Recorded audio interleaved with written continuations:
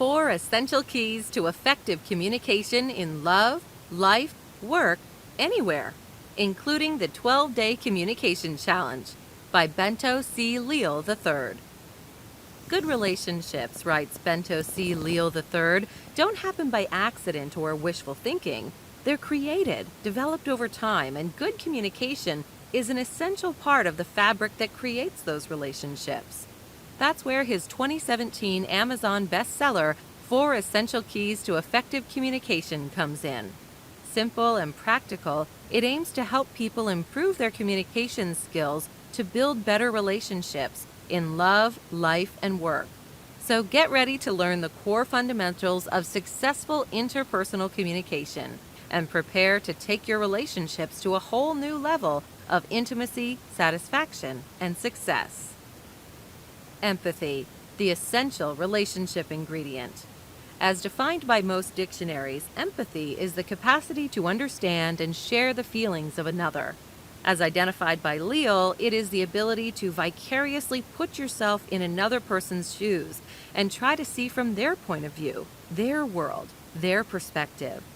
Notice from the outset the subtle but all-important difference between those two words, capacity and ability.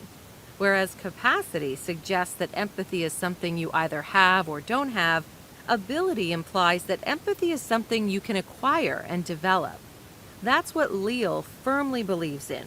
In fact, his course on effective communication is deeply rooted in this belief.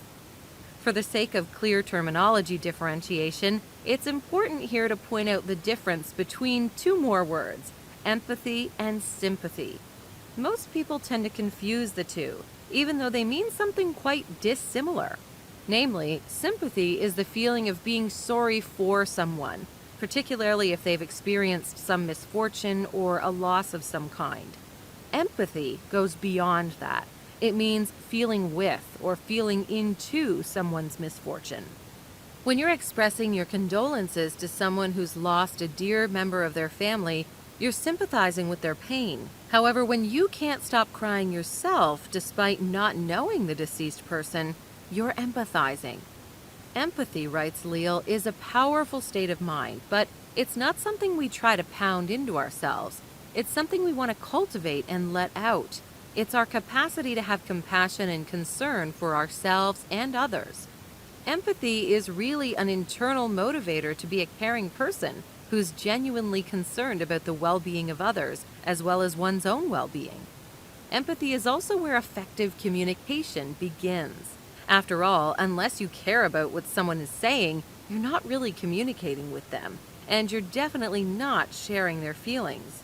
That's why empathy is the essential relationship ingredient and the core element of all 4 keys to effective communication.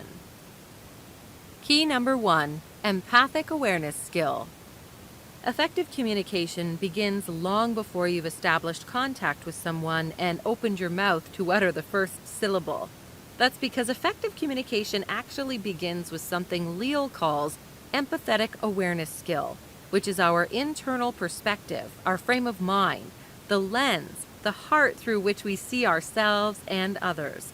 Put in the simplest terms possible, it's the why of communication and the foundational skill for all the other skills. It's also something that can be developed through the following 4 steps. 1.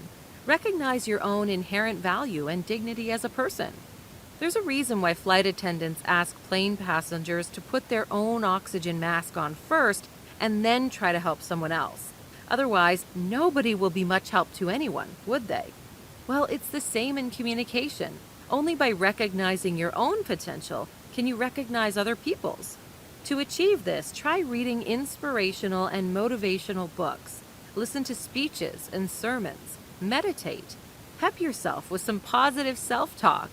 Really, there are thousands of ways to enhance your empathetic awareness of your personal value.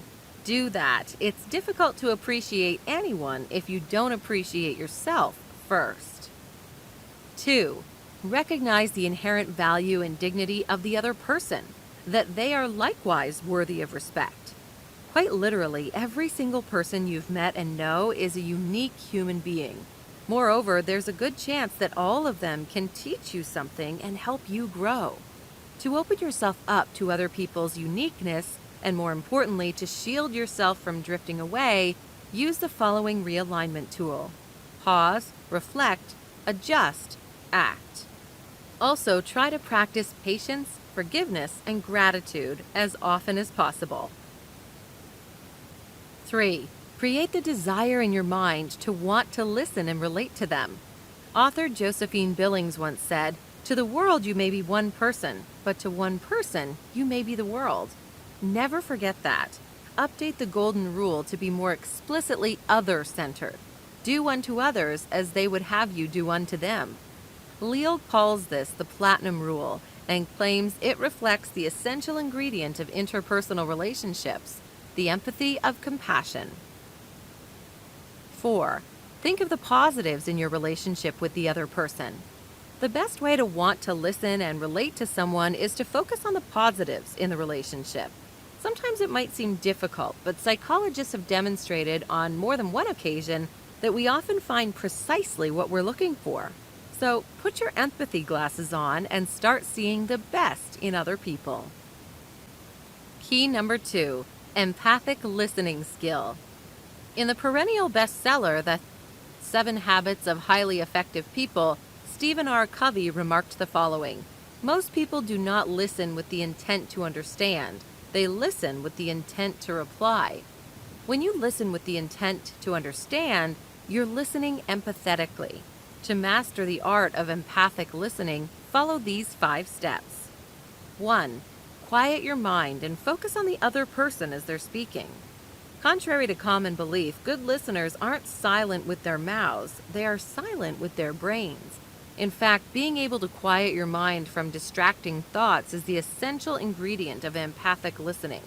Practice it. Remind yourself throughout the day of the importance of staying focused. Start practicing the same thing during conversations. 2. Listen fully and openly to what they're saying. Listening fully and openly means listening without bias and defensiveness. It also means listening actively, not just with your brain, but with your entire body as well. Just saying, "Oh, that's too bad," means nothing if your gestures don't back up your words. 3. Listen through the words to the deeper thoughts and feelings that you sense from the speaker. Most people don't say what they mean, but expect to be understood perfectly. Don't blame them. Neither language is perfect, nor are we capable of using it perfectly. Instead, try to help them find the right words by listening through them. Ask for word definitions if necessary. Ask for examples and analogies as well. Don't give up trying until you're sure you've gotten the full picture. 4. Don't interrupt them when they're speaking to you. Nobody likes to be interrupted, and yet most of us interrupt others. It's not only annoying, but distracting as well, so don't do it. Just listen and make mental notes. Your turn will inevitably come. 5.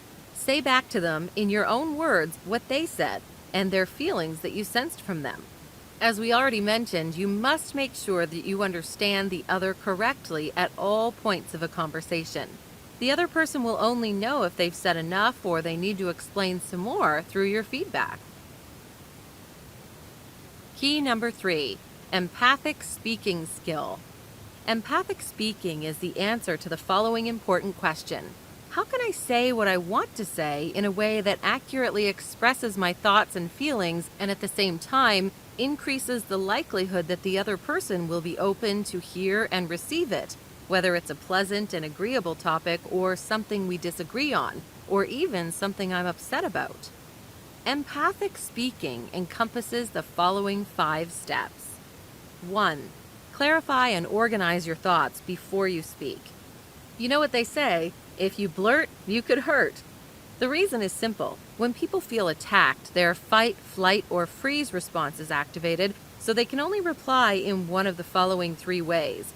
Either they attack you, get defensive, or remain stunned. To express your thoughts more clearly in a non-inflammatory way, try using I statements rather than you statements as often as possible. Also, whenever emotions get involved, try to hit the pause button and spend a few seconds thinking about what you're about to say. 2. Express with respect. Be sensitive to the person you're speaking to. Unless you treat them with respect, they will have no incentive to respond to you favorably. As Dr. Frank Luntz says, it's not what you say, it's what people hear. Or in Leal's phrasing, even if you say the right words, but you say them with a disrespectful tone and attitude, the other person will hear the disrespect and not your words. 3. Express your points clearly. Most misunderstandings are rooted in vagueness and ambiguity. Expecting the other person to understand you clearly when you're not expressing yourself clearly is tantamount to expecting them to be mind readers. So be clear, spell things out, and don't just jump between points. Speak about one issue at a time. 4. Pause for the listener's response. Whenever you're done talking about a certain issue or concern, pause to allow the other person to state their mind about it. If they don't say anything, ask them what they understood about what you said. Don't move on to the next point unless you're sure you've overcome all misunderstandings about the current one. 5. Thank them for listening to you. End conversations with a simple thanks for listening. It lets the other person know that you cherish their effort and that you appreciate them for it as well. Key number 4, empathic dialogue. The final key to effective communication is the empathic dialogue, which encompasses going back and forth with someone else, skipping between being an empathic listener and empathic speaker. So essentially, creating an empathic dialogue means putting empathic speaking and empathic listening together. To achieve this in real-life circumstances, you first need to practice it in a simulated environment. To achieve this, first find an appropriate partner and decide on a dialogue topic. The tougher the topic, the better the training. If the other person is your spouse or romantic partner, you can discuss anything from life goals to child rearing, from spending more time together to relatives and friends. If the other person is your colleague, then choose something like office frustrations, work-life balance, or aspirations. Either way, try to explain to your prospective conversationalist why both of you will benefit from the practice. Then schedule time for the discussion. Go through each of the steps. Correct each other. It's important to take this practice as seriously as you would any other educational experience. Now let's round things off with a tip from the pros. If you want to encourage and support the people in your life as often as possible, one of the best things you can do is express the 3 A's frequently and with sincerity. Applaud, admire, appreciate. Always say what it is that you applaud, admire, or appreciate the person for. If you can, send an email or a letter from time to time with similar content. Life is too short not to use every opportunity to put a smile on the faces of the people that you like and love. Final notes. Even though self-published, 4 Essential Keys to Effective Communication became a word-of-mouth publishing phenomenon in 2017 and even made it to the top of several Amazon bestseller lists. As users say, the book's power lies in its simplicity.